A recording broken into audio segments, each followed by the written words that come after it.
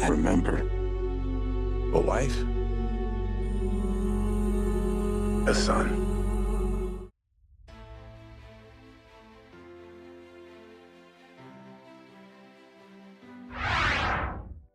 The Bag of Winds. Nolan's film includes many of the mythical elements from Homer's story, although the Bag of Winds is notably omitted. In the source material, Aeolus, ruler of the winds, gifts the bag to Odysseus. Just as Odysseus and his crew are about to reach home, his men unwisely open the bag, assuming that there's treasure inside.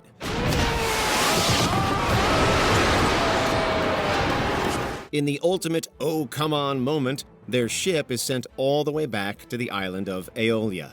We were set down now, on the far side of the world. While Odysseus begs him for further help, Aeolus refuses, seeing his setback as a bad omen from the gods. Nolan leaves out this chapter, which likely would have slowed the pacing in a nearly 3-hour film. Still, funny that the Bag of Winds appears in the SpongeBob movie, but not here. Let's see, it says here, step 1, point bag away from home. Okay. Step 2, plant feet firmly on ground. Right. Step 3, remove string from bag, releasing the winds. Check. That seems simple enough. Antinous isn't the first to die. Of the 108 suitors looking to take Odysseus's place as Penelope's husband, Antinous may be the most pompous and conniving. Robert Pattinson does an exceptional job conveying this, making it all the more satisfying when Antinous gets his comeuppance. This is a household waiting for master. While Antinous ultimately meets the same grim fate, his demise plays out differently in the poem. Antinous takes an arrow to the neck, being the first of the suitors to fall as Odysseus reclaims his home. I cannot do it! No man alive can!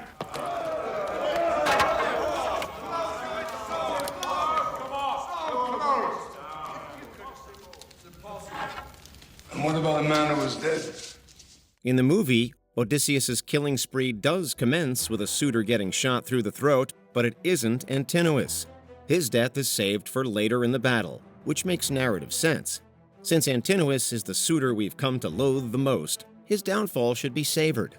You're pining for a daddy you didn't even know, like some sniveling bastard. The Cyclops encounter. Like in the poem, Odysseus and his men become trapped in a cave with a Cyclops.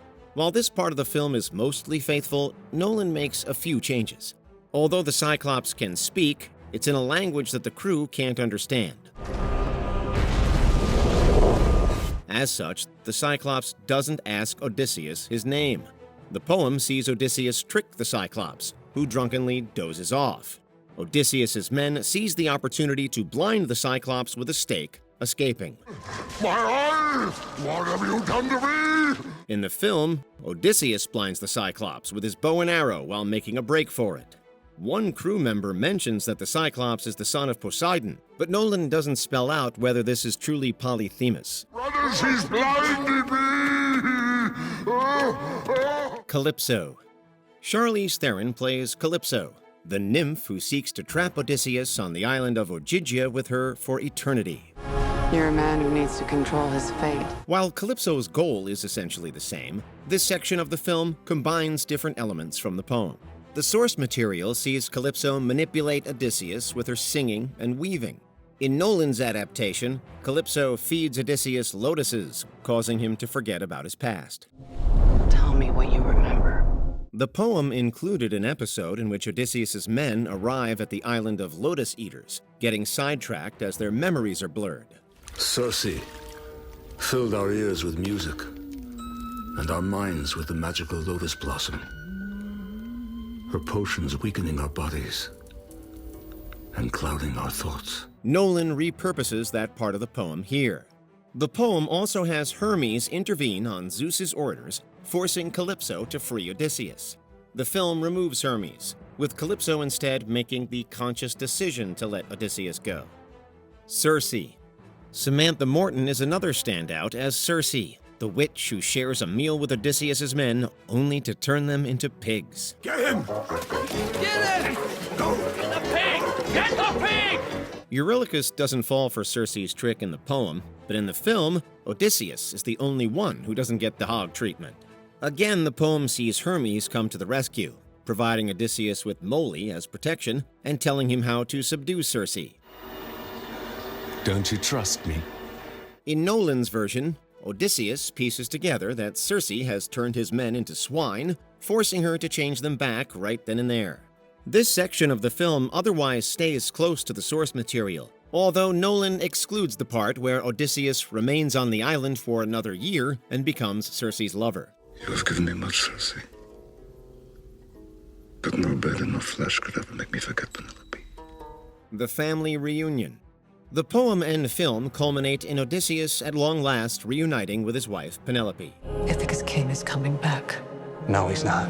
Both versions also have Odysseus present himself as a beggar upon returning home before revealing his true identity. I will not believe you. In the movie, though, it's implied that Penelope begins to suspect that the beggar is her husband as he talks about the regrettable actions he committed at Troy. We won a war. Penelope confirms this when she presents her suitors with a test, which only Odysseus can pass with his bow.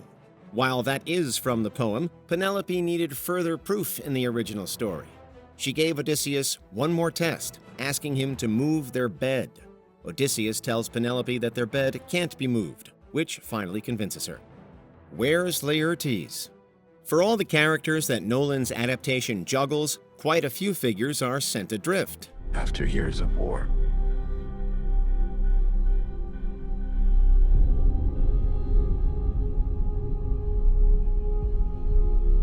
no one could stand between my men. For example, Laertes, Odysseus' elderly father, is the one Penelope is taking her time weaving a shroud for. Toward the poem's conclusion, Odysseus reunites with his dad, together standing up against the families of the suitors who were slain. Laertes is basically a no-show in Nolan's version, and he isn't Odysseus' only missing parent. In Homer's account, Odysseus is nearly reunited with his mother Anticlea until the Bag of Winds throws them off course. Forgive me. You must leave this place. Where is Penelope? She's waiting for you. Where? You must hurry. Odysseus sees his mother again when he passes through the underworld. Grief took Anticlea's life, but she's given a chance to catch Odysseus up on what he missed. Not in Nolan's movie, however. A more complex Odysseus. Be it Dom Cobb in Inception or Joseph Cooper in Interstellar, men who become lost and separated from their families are common in Nolan's filmography. Forgive me. I can't be your ghost right now. So naturally, Odysseus is written with the same complexities as Nolan's other protagonists. In the original tale, the gods primarily stand in the way of Odysseus returning home. In Nolan's interpretation, Odysseus gets in his own way. No one could stand between me and home. Not even the gods. As much as he yearns to see his family again, Odysseus also fears how his experiences have changed him. Having committed atrocities, he may no longer be the man that Penelope fell in love with. Likewise, Penelope is written with more nuance, not only exploring her longing for Odysseus' return, but also her frustration at receiving little respect despite being queen. Promise me you will come back. What if I can't? Are the gods real? Hermes is just one of the numerous Greek gods from Homer's poem who aren't in Nolan's picture. While Zeus and Poseidon are mentioned, Zendaya's Athena is the only one who appears on screen. You gods don't speak in ways we understand. Even then, Athena only comes to Odysseus as he grows isolated and delirious, implying that she might be a figment of his imagination. This is further suggested when Odysseus recounts the innocent lives lost at Troy, one of whom was a young woman, also played by Zendaya. Maybe this is just the form Athena decided to take while presenting herself to Odysseus, but it seems more likely that she's a manifestation of our hero's guilt. Bringing vengeance.